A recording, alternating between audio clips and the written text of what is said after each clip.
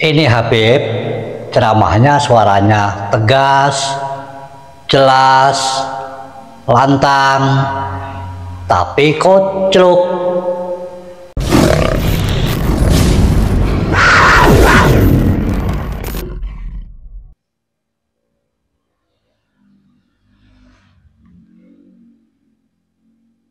Siapa Imam Bonjol? Semua pasti bilang pahlawan, betul enggak? Imam Bonjol pahlawan Indonesia bukan? Pahlawan nasional bukan? Sekarang siapa namanya Imam Bonjol? Al-Habib Muhammad Syahabuddin, beliau habaib dari kalangan bin Syahab. Enggak ada itu. Tidak bisa dilanjutkan. Guru, ini itu pasti bohong. Pasti bohong. Artinya itu pendapat saya, dan pendapat saya sebagai seorang sejarawan yang bukan hanya membaca tapi juga melakukan tahu berbagai sumber penelitian. Jadi kalau Imam Bonjol dikatakan sebagai Balawi, ya ketawa aja saya.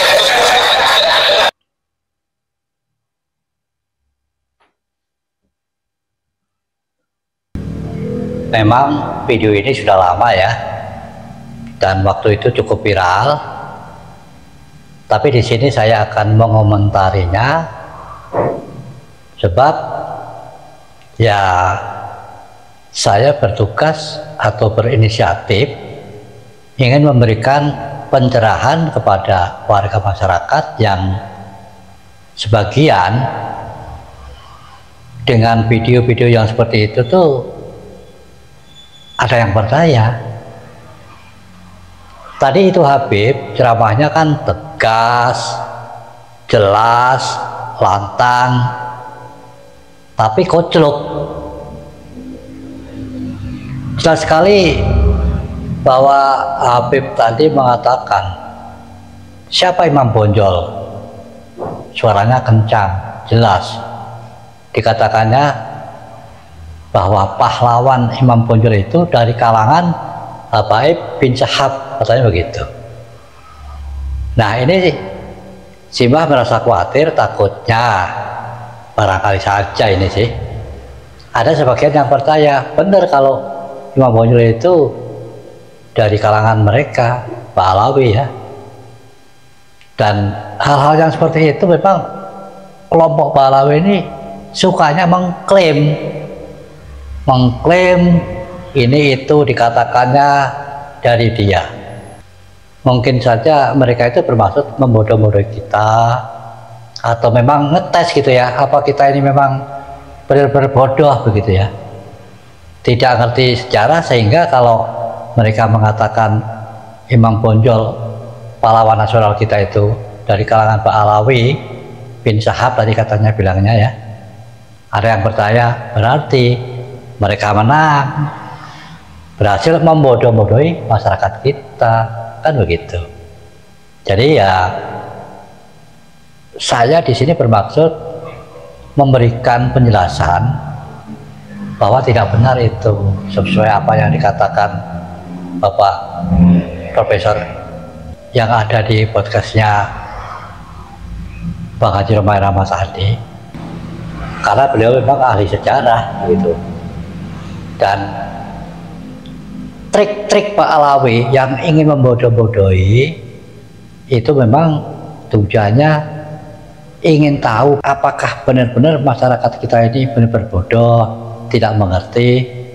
Tujuannya seperti itu. Mungkin kalau benar-benar tidak mengerti, dia berhasil membodoh-bodohi, maka akan mudah kelompok mereka itu untuk sekali lagi membuat kebodohan-kebodohan kepada warga masyarakat kita.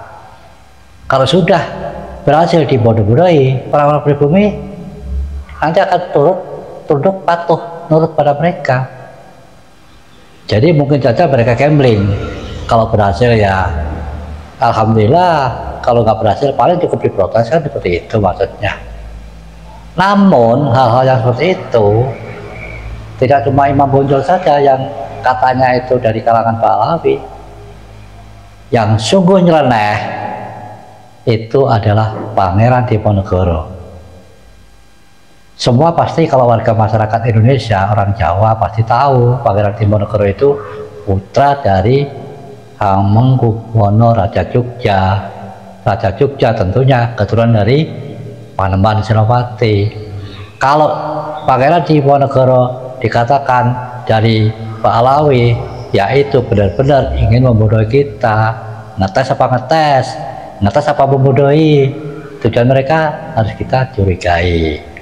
Makanya mereka telah membuat makam-makam palsu. Nah itu tujuannya mereka apa juga kita harus mesti selidiki.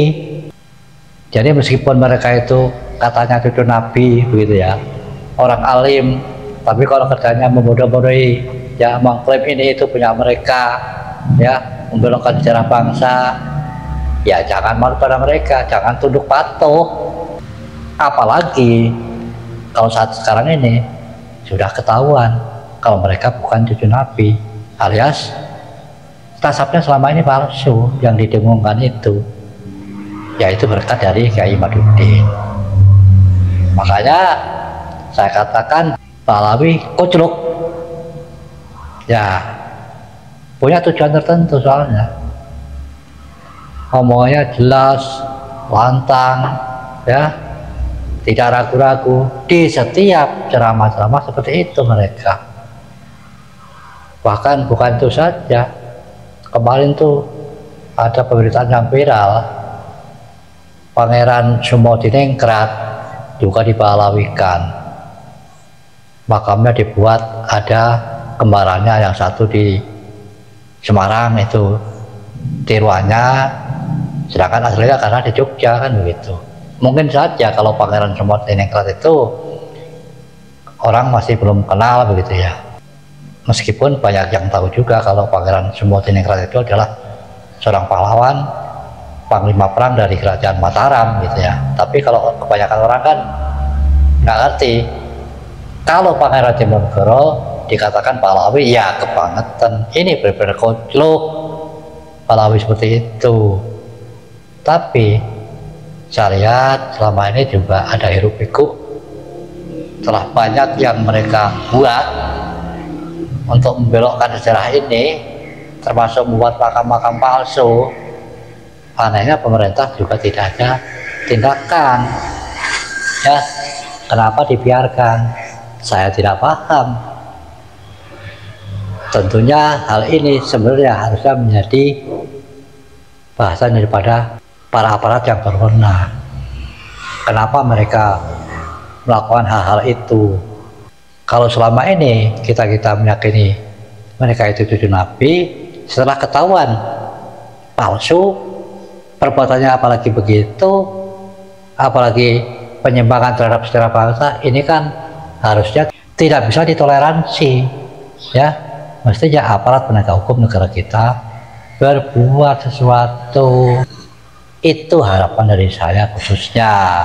Namun ya kembali kepada yang berwenang. Hanya saja Pahlawi memang sudah banyak melakukan hal-hal yang di luar batas kalau menurut saya. Dan karena tidak ada tindakan, tidak ada yang mau untuk membuat mereka terjerat, umpamanya dipolisikan begitu ya, sehingga dihukum. Sehingga saya juga hanya sekedar mengatakan sesuai apa yang tadi saya lihat di video tadi, ceramahnya jelas, lantang, tidak ragu-ragu, kencang. Itu koclok Pahlawi itu. Pahlawi yang seperti begini seharusnya harus mendapatkan sesuatu binaan dari aparat penegak hukum kita. Jangan sampai merajalela berbuat semau-maunya, ngomong tidak karuan asal ngoceh, kan begitu. Saya rasa begitu saja komentar dari saya, meskipun tadi video sudah cukup lama. Mudah-mudahan saya memberikan gambaran kepada warga masyarakat bahwa intinya itu yang dikatakan Imam Bonjol adalah dari kalangan mereka, dari bin Shihab katanya. Pada intinya itu Imam Bonjol itu diklaim seorang Habib, tadi kan begitu katanya. Itu bohong, sesuai apa yang dikatakan profesor yang ada di podcast Bang Haji tadi, ya, bohong. Jadi ada semua jangan percaya. Bahkan saya katakan Habib tadi adalah seorang Habib Koclok. Wassalamualaikum warahmatullahi wabarakatuh.